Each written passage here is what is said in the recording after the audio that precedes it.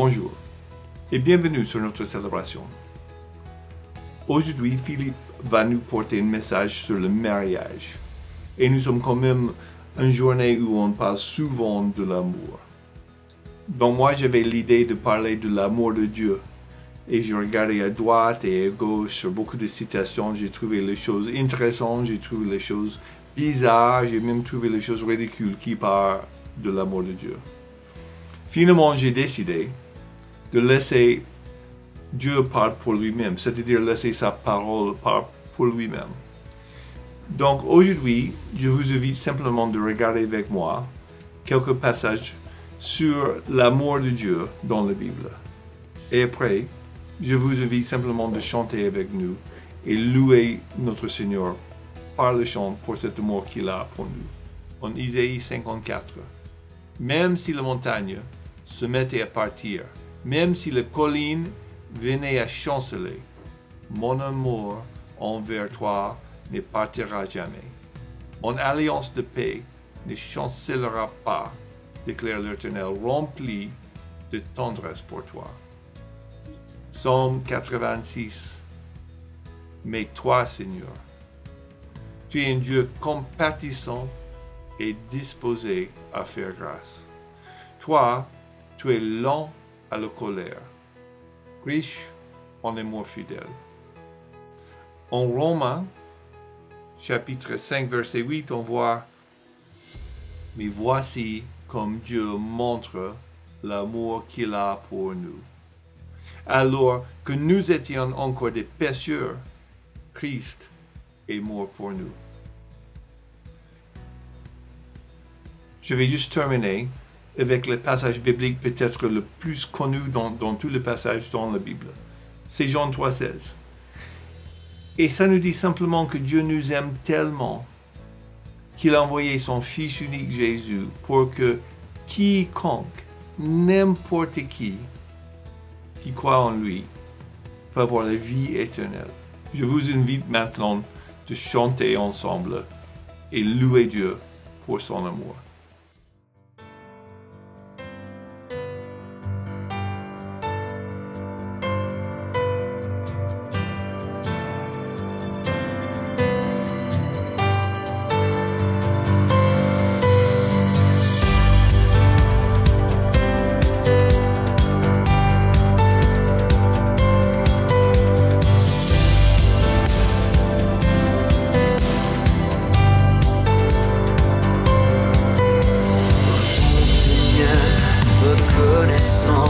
Son amour durera jamais, car il est bon, il est au-dessus de tout.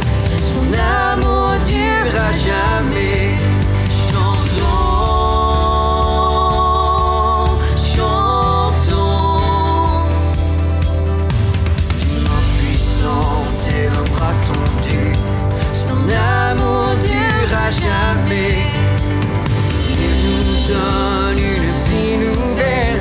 Son amour durera jamais. Chantons, chantons, chantons, chantons. À jamais Dieu est fidèle. À jamais Dieu est fort. À jamais Dieu est avec nous. À jamais, à jamais, à jamais Dieu est fidèle. À jamais Dieu est fort. À jamais Dieu est avec nous. À jamais, à jamais, à jamais.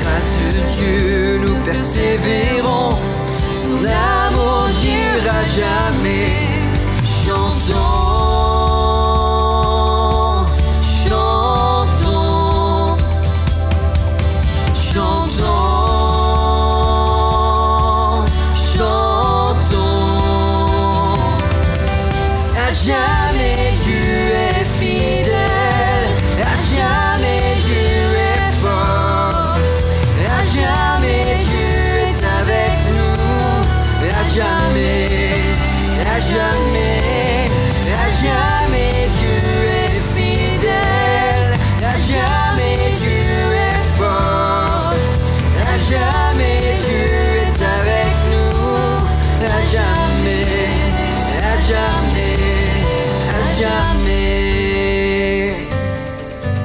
Son amour durera jamais, son amour durera jamais, son amour durera jamais. Chantons.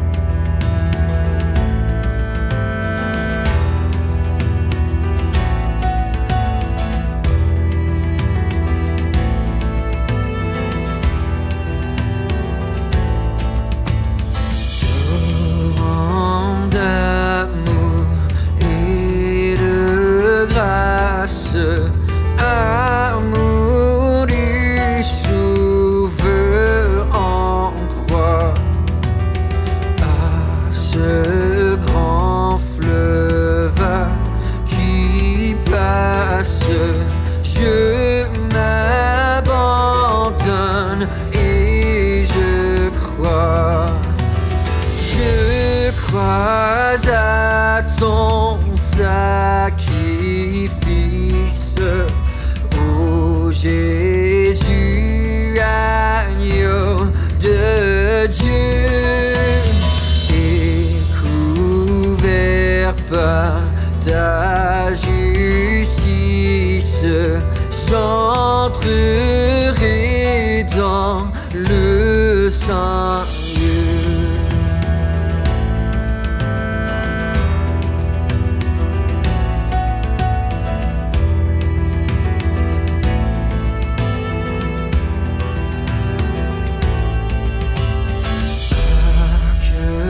Partout se répande ce fleuve à la grande voix, que tout l'univers entende l'appel qui vient de la croix.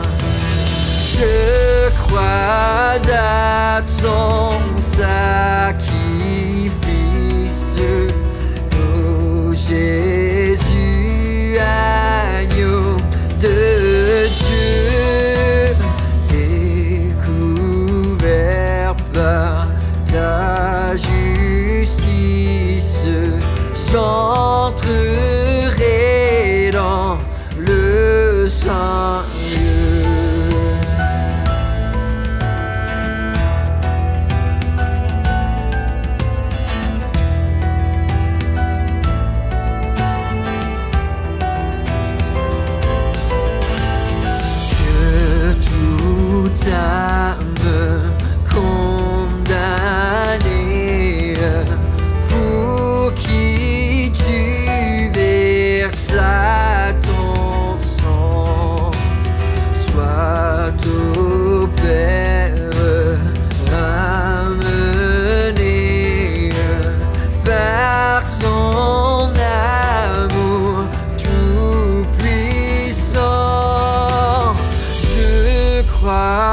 à ton sacrifice,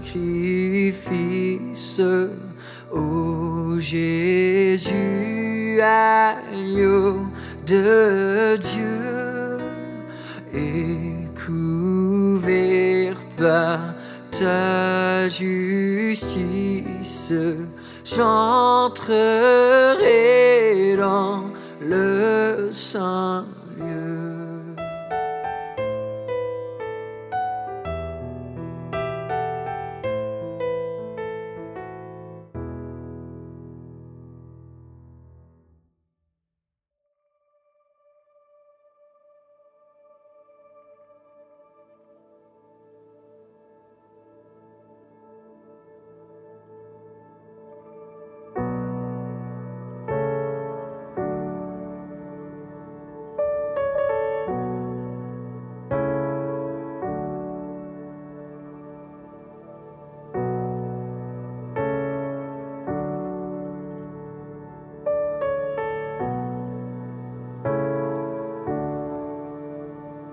L'amour de Dieu, de loin surpasse ce qu'on peut dire. Le cœur humain, il est plus grand que les espaces. Même en l'abîme, il nous atteint. Pour le péché de notre monde, Dieu nous donna Jésus, il nous pardonne aux paix profondes, il sauve les perdus.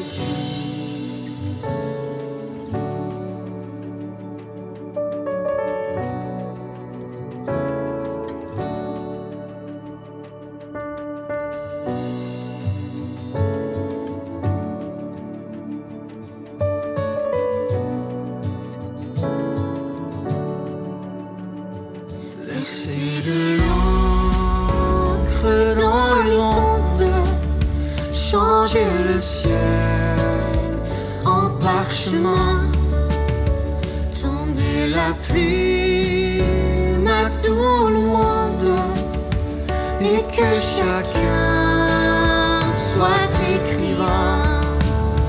Vous dire tout l'amour du Père ferait tarir les eaux et remplirait la place entière de ces divins rouleaux.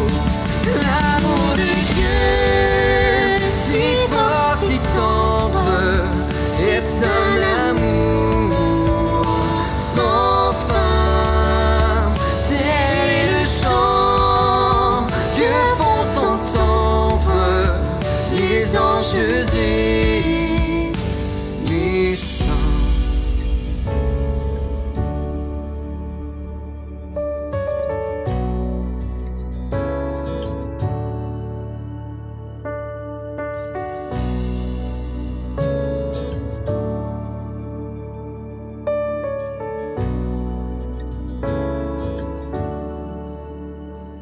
Et que le monde un jour chancelle avec ses trônes et ses rois, quand trembleront tous les rebelles, soudain saisis d'un grand effroi.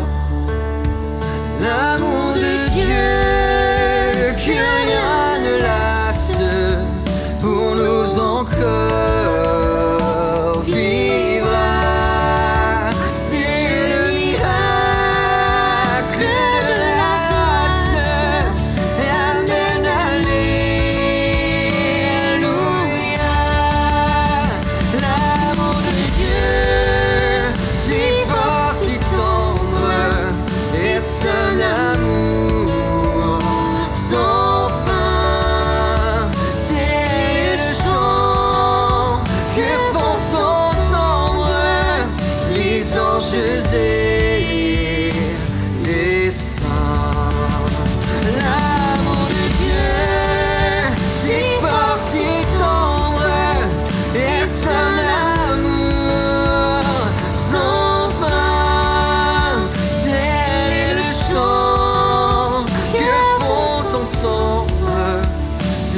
quand Jésus les sent.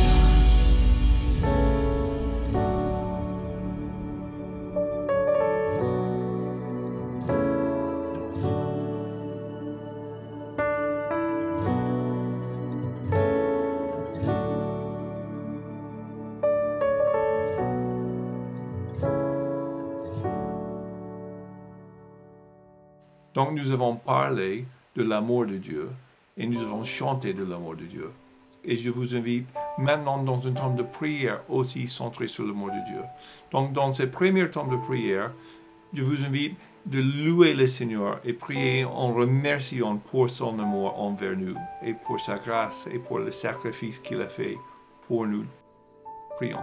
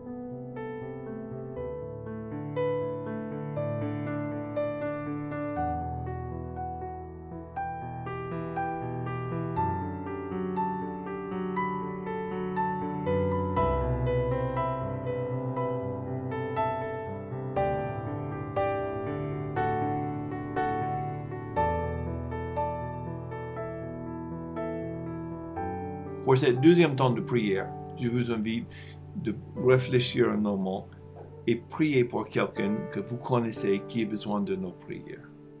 Priez Dieu pour eux. Prions.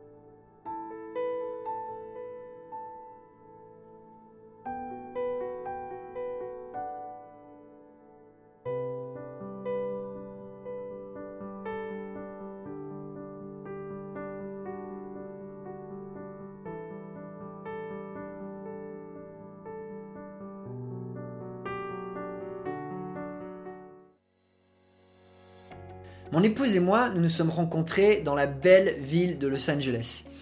Et c'est une ville vraiment unique à bien des égards, une ville d'extrême.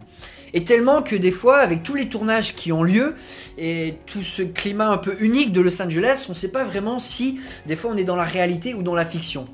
Je me souviens quand j'ai déménagé à Los Angeles pour être étudiant, je suis allé visiter le quartier où il y avait mon école, j'ai fait une petite balade à pied et je me souviens lors de cette première balade voir une maison avec plusieurs voitures de policiers devant.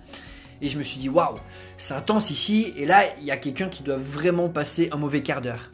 Et puis en regardant de plus près, j'ai vu sur une plaque, sur un petit écriteau sur la voiture, une des voitures de police, que c'était Hollywood, c'était du film, c'était du faux.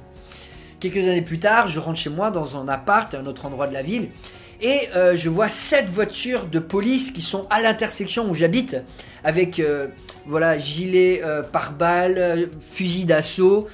Et je me dis c'est quand même assez unique, est-ce que c'est du vrai ou du faux ? Et puis en m'approchant, j'ai vu qu'il fallait pas que je m'approche et là j'avais un voisin qui vraiment passait un mauvais quart d'heure ou qui allait passer un mauvais quart d'heure. Alors c'est vraiment rigolo, des fois je faisais le plein et à côté de moi il y avait une voiture SOS Fantôme ou une Jeep Jurassic Park.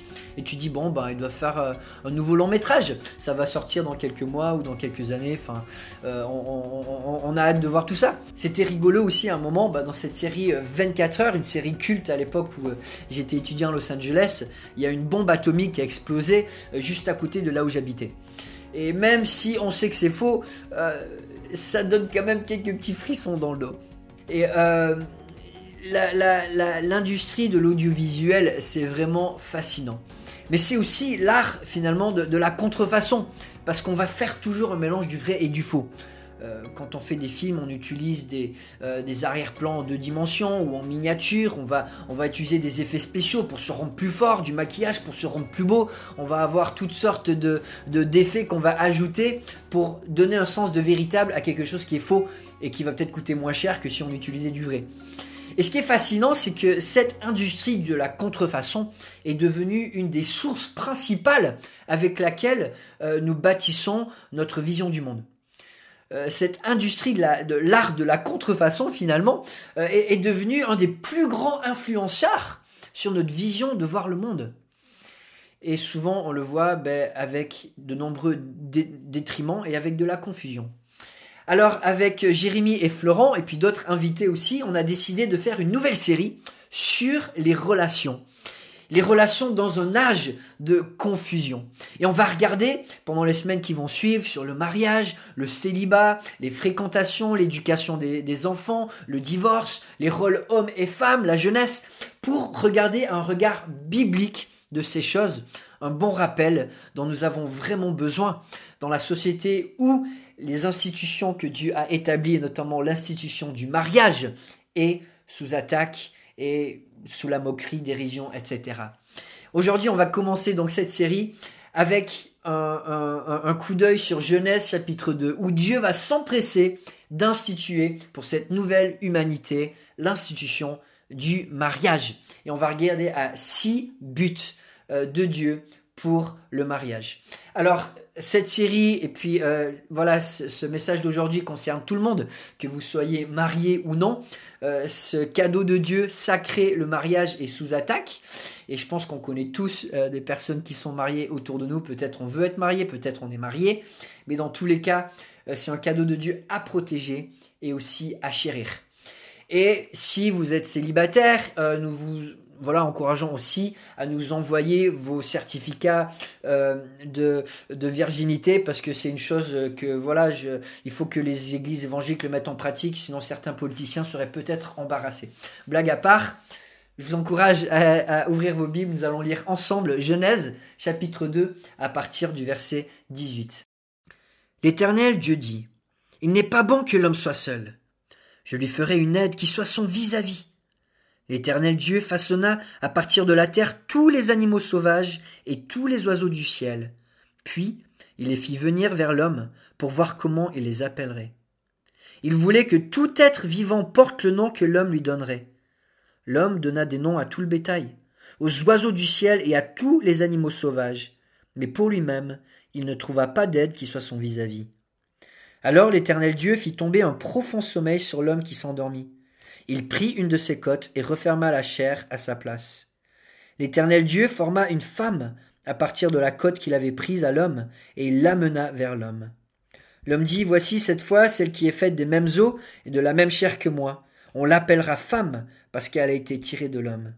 C'est pourquoi l'homme quittera son père et sa mère, et s'attachera à sa femme, et ils ne feront qu'un. L'homme et sa femme étaient tous les deux nus, et ils n'en avaient pas honte. Dans ce passage, nous voyons le cœur de Dieu pour l'humanité, où il va fonder cette institution du mariage pour le bien-être de sa création. Et nous allons regarder dans ce passage 6 buts du mariage que Dieu a à cœur. Le premier but institué par Dieu pour le mariage, c'est le plaisir. Et je le mets vraiment en premier parce que c'est le thème de toute la création. La création de Dieu le réjouit. Il l'évalue et c'est bon, c'est agréable, ça fait du bien. Et quand Dieu réfléchit à cette humanité, il a envie que l'humanité puisse vivre une expérience riche, une expérience bonne, une expérience belle et qui fait plaisir. Et c'est pour ça qu'il va instituer ce mariage, une des manières avec laquelle Dieu va permettre à l'homme et à la femme de connaître cette bonté et ce plaisir qu'il a envie de révéler. La beauté d'une relation riche, la beauté d'une relation qui éveille tellement de sens, d'intimité, de passion, de camaraderie, de moments partagés. Dieu va instituer ce mariage pour faire du bien à l'homme et à la femme, parce que ça lui fait plaisir, et il veut nous aussi que nous puissions expérimenter une vie qui nous fait plaisir. Dieu en lui-même est une trinité, et quand on voit Dieu le Père qui parle du Fils, il parle de son Fils bien-aimé qui lui fait plaisir. C'est dans son cœur, c'est dans sa nature de prendre plaisir en lui-même et en ce qu'il fait. Et c'est le cadeau qu'il avait envie de partager à son humanité. Le thème de toute la création, c'est que quand Dieu fait un bilan, c'est bon. Sauf quand Adam est seul. À ce moment-là, c'est pas encore bon. Dieu va dire, c'est pas bon que l'homme soit seul. Il manque un truc. Et là, je dis un truc, mais c'est vraiment la moitié de l'humanité qui manque. Il manque son épouse, il manque ce qui va le compléter, il manque ce qui va permettre à son humanité de s'exprimer dans un niveau plus élevé. Nous avons été créés pour participer à la beauté, à la bonté de la création de Dieu. Et le mariage est un des moyens que Dieu a choisi pour qu'on puisse goûter à toute cette richesse. Et comme Dieu veut qu'on goûte aux richesses de sa création de la manière la plus fine, la plus douce, la plus intense possible, il a créé le mariage en tant qu'institution pure, en tant qu'institution sainte, en tant qu'institution mise à part, pour que les bienfaits de cette relation et de cette institution ne soient pas souillés, mais qu'ils aient un goût vraiment à l'image de ce que Dieu souhaite, un goût qui est pur, un goût qui est raffiné et un goût qui éveille les plaisirs au plus haut degré. Alors c'est frappant que de nos jours, le mariage n'est plus considéré comme une valeur moralement bonne. Un couple qui a vécu 40 ans marié, on n'entend plus, c'est une bonne chose moralement qu'ils aient fait ça. Mais quand même, quand on voit le témoignage de 2 personnes qui ont été fidèles et qui s'aiment et qui ont été au service l'un de l'autre pendant toutes ces années, la société dira quand même c'est beau. Et c'est pareil avec la pureté avant le mariage. Les gens que j'ai connus, qui sont pas chrétiens, à qui j'ai partagé qu'avec mon épouse, c'était vraiment une chose à laquelle on était attachés. Il y a personne qui m'a dit c'est bien des non-chrétiens, mais il y en a plusieurs qui ont dit c'est beau. Parce qu'ils voient que quand on attache une pureté, un engagement, une mise à part, un élément sacré à cette relation, ça l'embellit et ça la met à part et ça la met à un niveau qui est beaucoup plus appréciable que ce à quoi aujourd'hui le mariage est désacralisé, il est abaissé et finalement on méprise quelque chose qui en fait est vraiment beau. Dieu, il a institué le mariage dans le but que ça soit une source de plaisir, une source de bonheur, une source de joie. Et c'est vraiment frappant quand on regarde à Hollywood ou la littérature. On voit que souvent le mariage est dépeint de manière un peu négative. On a du mal à dépeindre un mariage heureux. Alors je sais pas pourquoi, est-ce qu'ils pensent que c'est ennuyant, est-ce qu'ils pensent que souvent on met en avant la conquête de l'autre et plutôt que la relation une fois qu'elle est établie. Mais Dieu nous dit non, cette relation du mariage, elle est pure, elle est sainte et c'est un cadeau qui est destiné à nous donner du plaisir si nous avons la bonne attitude. Et c'est vrai que le mariage selon Dieu, c'est sacré. Et parce que c'est sacré, c'est une recette de Dieu dont Dieu est l'ingrédient principal. 1 plus 1 égale 1. Ce n'est pas une recette humaine qu'on peut vraiment comprendre. Dieu, dans le mariage, nous demande de tout donner et de tout accepter. C'est ça, devenir un. L'homme s'attachera à sa femme, ils deviendront un. C'est surnaturel. Et de tout donner et de tout recevoir de l'autre tel qu'il est, c'est pas quelque chose qu'on peut faire par nos propres forces. Mais quand on a la force de Christ, la force de Dieu, pour vivre le mariage comme lui l'a conçu, quelle richesse d'avoir quelqu'un qui est au service de nous et de pouvoir avoir cette attitude de reconnaissance de l'autre. Ça change tout. Et Dieu a conçu ce mariage pour vraiment, vraiment nous rendre heureux. Et lorsque nous mettons Dieu au centre, c'est vraiment l'expérience qu'il a pour nous. Le deuxième but du mariage, c'est la camaraderie, l'amitié. Il n'était pas bon que l'homme n'ait pas de vis-à-vis, qu'il n'ait pas cette richesse de relations proches, intenses, belles, qui enrichit la vie au quotidien. Et la clé d'un mariage qui réussit, et d'un mariage selon Dieu, c'est de nourrir cette amitié.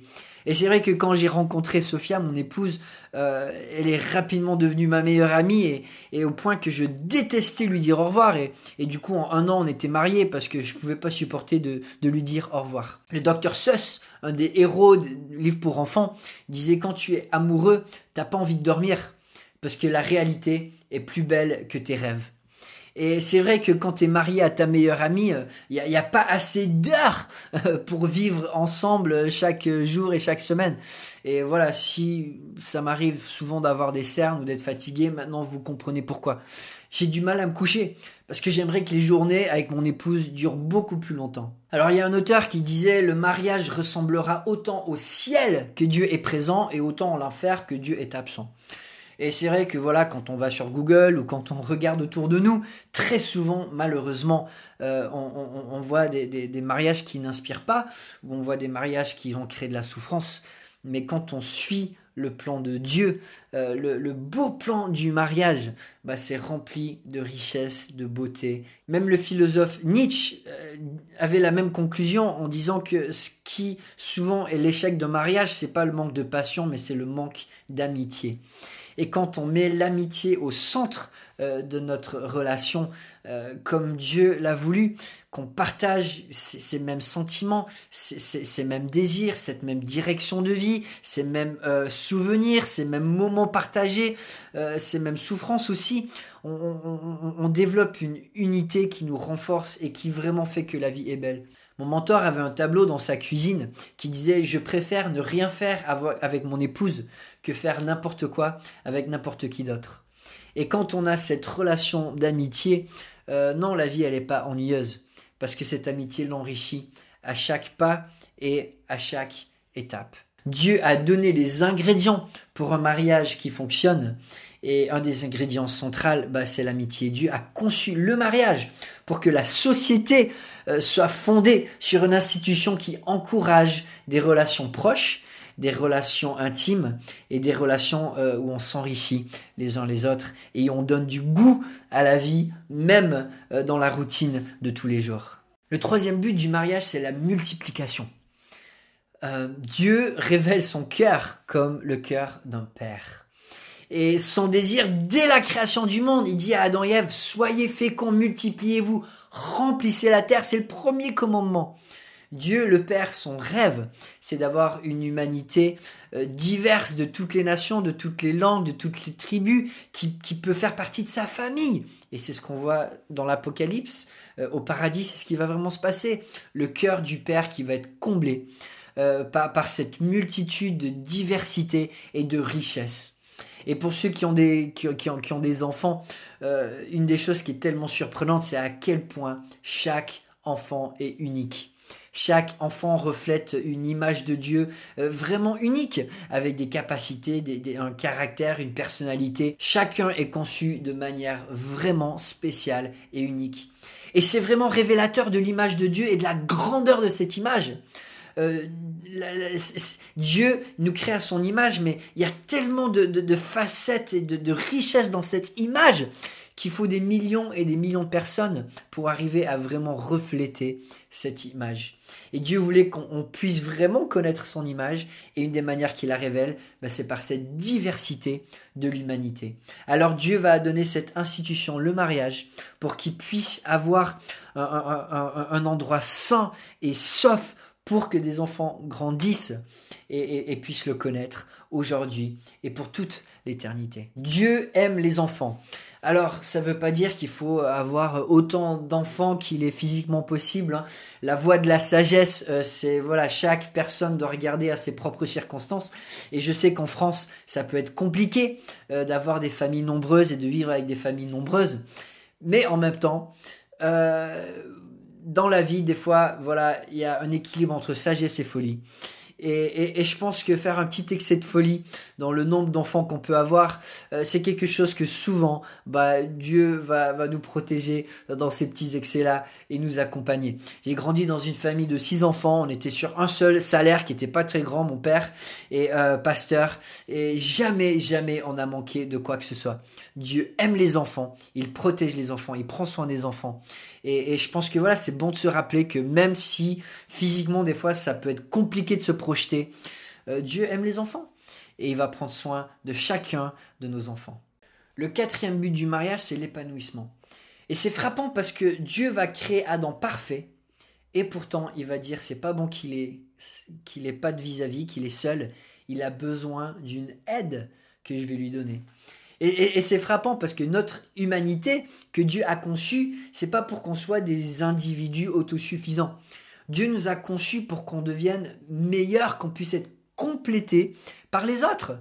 Et le mariage, encore une fois, est un des moyens que Dieu a mis en place pour que nous puissions vivre cette édification, cet épanouissement où l'apport d'une autre personne peut nous compléter et nous rendre meilleurs. Même si Adam avait été créé parfait, il n'était pas encore complet. Il avait besoin de son conjoint. Et c'est l'humanité que Dieu a créée. Nous avons été créés pour être complétés les uns par les autres. Alors c'est frappant que c'est ce que Dieu voulait même déjà avant la chute. Et encore plus après la chute, on a besoin de l'apport des autres pour pouvoir être édifiés, pour pouvoir être sanctifiés. Ce processus de grandir à l'image de Dieu, à la sainteté de Dieu. Et le mariage rentre exactement là-dedans. Et quand on regarde dans le Nouveau Testament, en Éphésiens chapitre 5, Paul va décrire les rôles des hommes et des femmes, c'est de participer à cette sanctification de l'autre, à cette croissance spirituelle, à cet épanouissement mutuel. Et je vais laisser Jérémie le traiter davantage la semaine prochaine. Dieu a conçu le mariage pour qu'au travers de cette relation, nous devenions meilleurs. Et le fait que le péché est entré dans le monde met encore plus en avant le besoin du mariage et que ce mariage façonne notre société parce que nous avons besoin d'apport des autres, déjà pour être complet, mais encore plus pour revenir à cette image de Dieu que nous avons perdue à cause du péché. Et c'est frappant de voir que depuis le début, le but du mariage, c'était pas de prendre 2 puzzles identiques et qui s'emboîtent parfaitement et de les mettre ensemble, de trouver l'âme sœur avec qui tout va bien, tout cool et tout est fluide et limpide et facile.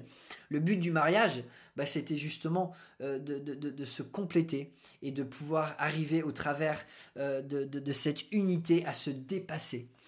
Et souvent, de nos jours, on mesure le succès du mariage au fait que les eaux sont paisibles et tout est calme. Mais le succès d'un mariage, c'est que 2 personnes arrivent à grandir à l'image de Dieu.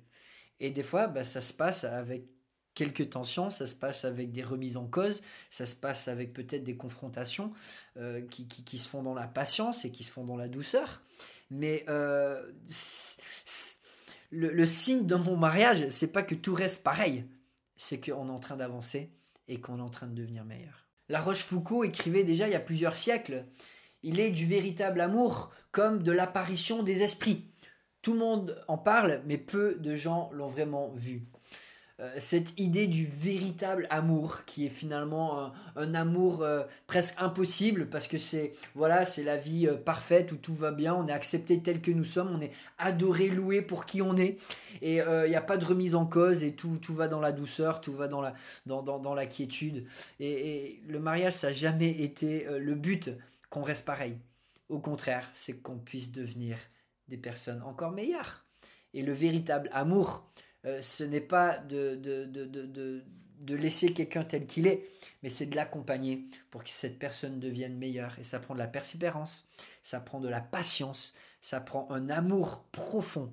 Et c'est ce que Dieu a pour le mariage.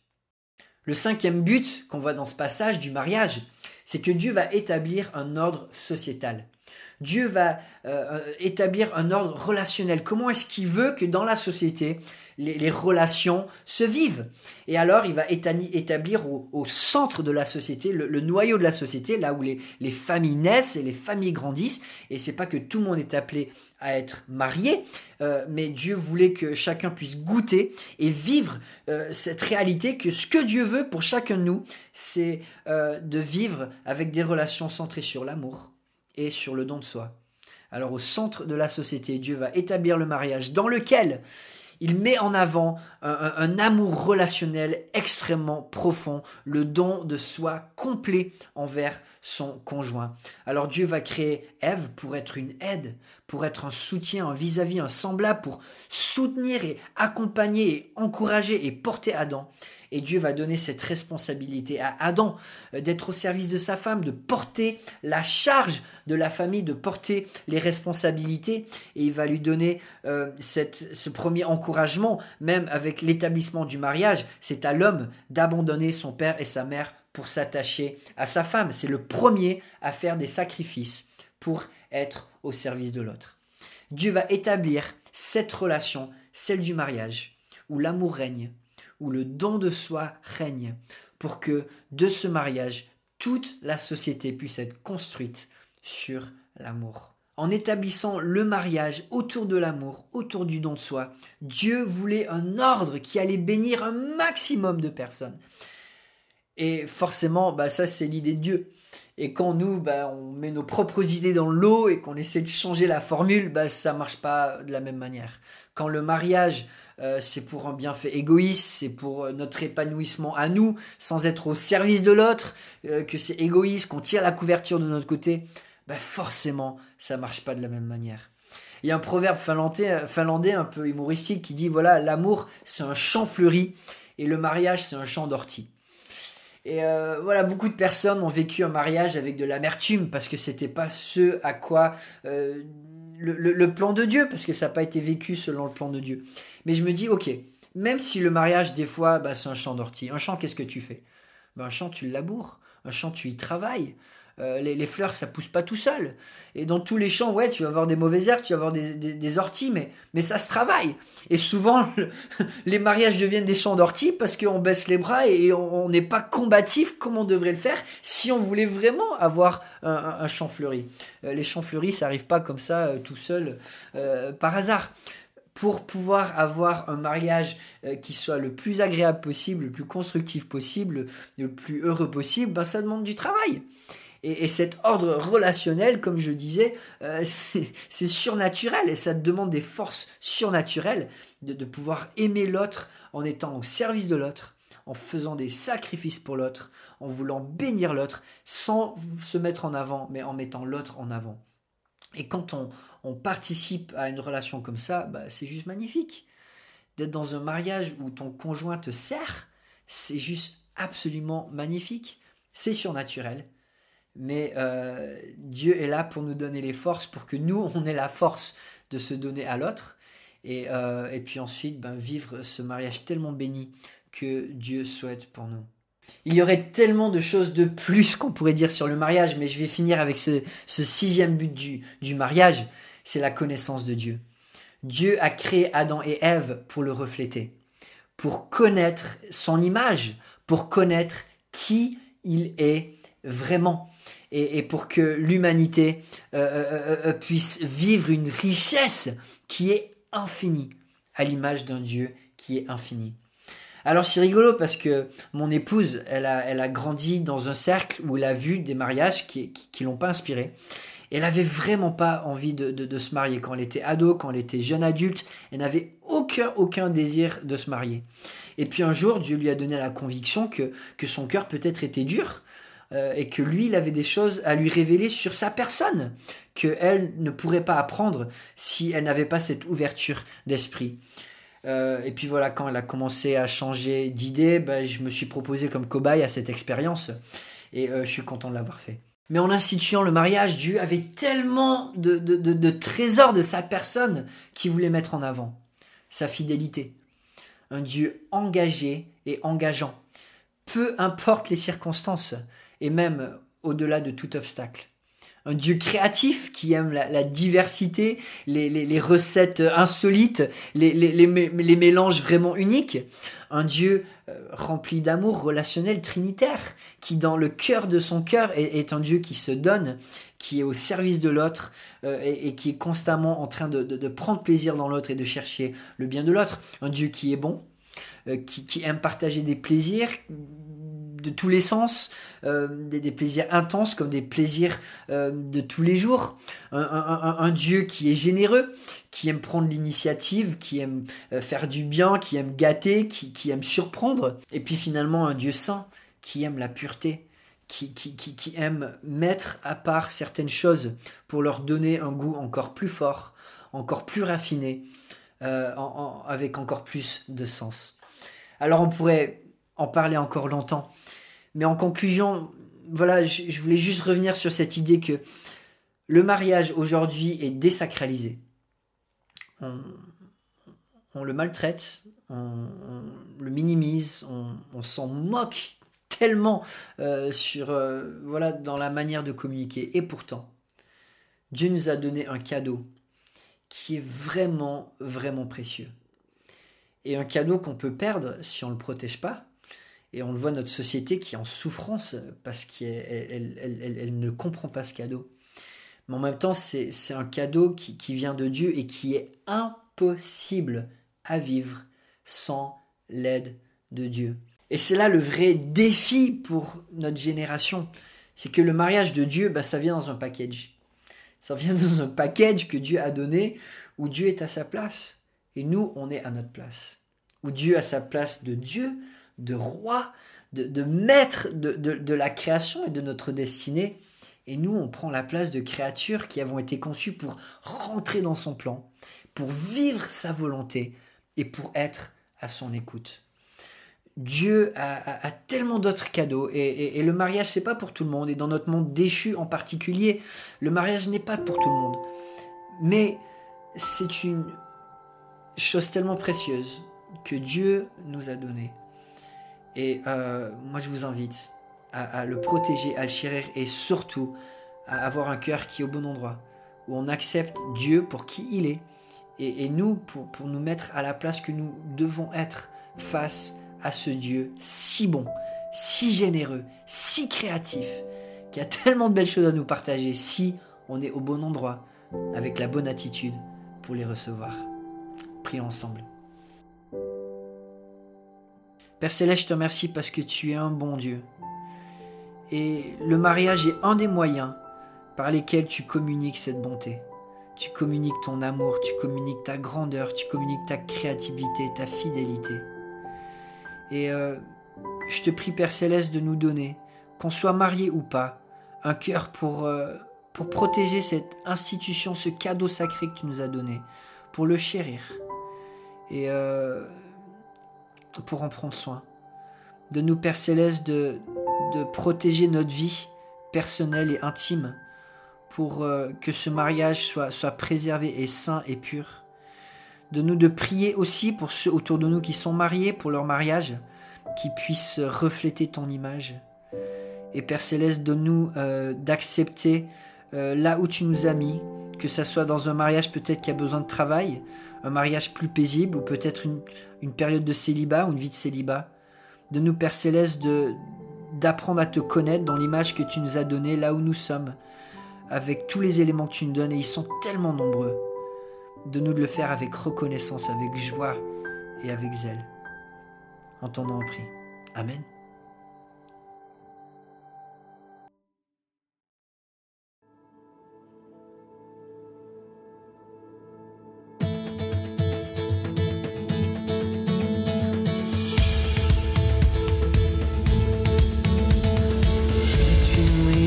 Du péché le pouvoir, la force est en Christ, la force est en Christ. Si dans ton cœur tu veux le recevoir, la force est dans le sang de Christ. Je suis fort, fort, oui plus que vainqueur, par le sang de Jésus. Je suis fort, fort, oui plus que vainqueur, par le sang de Jésus, mon sauveur. Veux-tu braver la mort et l'enfer?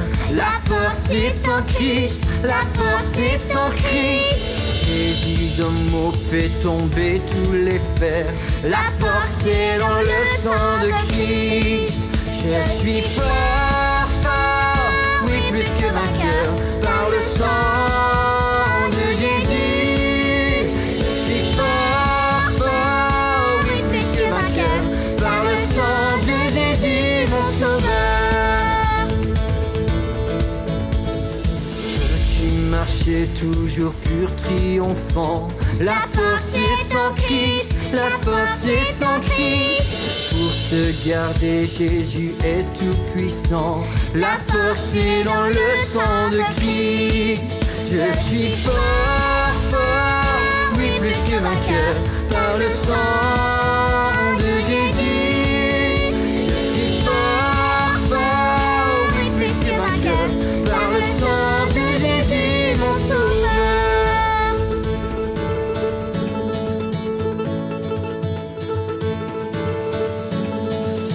Veux-tu du ciel t'approcher chaque jour? La force est en Christ, la force est en Christ. Avec Jésus demeurer pour toujours. La force est dans le sang de Christ. Je suis fort, fort, oui plus que vainqueur, par le sang de Jésus. Je suis fort, fort, oui plus que vainqueur, par le sang de Jésus, mon sauveur.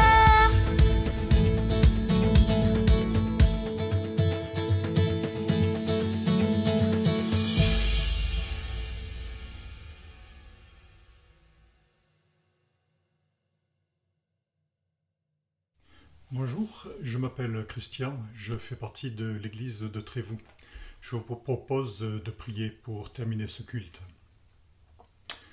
Seigneur, nous voulons te remercier pour la parole que tu nous as donnée, que tu nous as laissée, et nous te demandons de nous aider à y rester fidèles en tout temps, en toutes circonstances, même dans des moments qui sont pénibles comme ceux que nous traversons actuellement. On veut penser aussi à ceux qui ont la mission de diriger le pays, de prendre des décisions, Seigneur, et on te prie de les aider, de leur donner de ta sagesse, de les guider aussi. Merci, Père, pour ta fidélité. Merci pour l'amour que tu manifestes pour chacun d'entre nous. On te loue, on te remercie dans le nom de Jésus. Amen. Voilà, je souhaite à chacun d'entre vous une bonne fin de week-end et je vous dis à bientôt sur YouTube ou en présentiel. Au revoir. Merci Chrétien pour cette prière et merci Philippe pour ce message. Notre temps ensemble touche à sa fin. Je vous souhaite tous une très bonne dimanche et une très bonne semaine. Au revoir.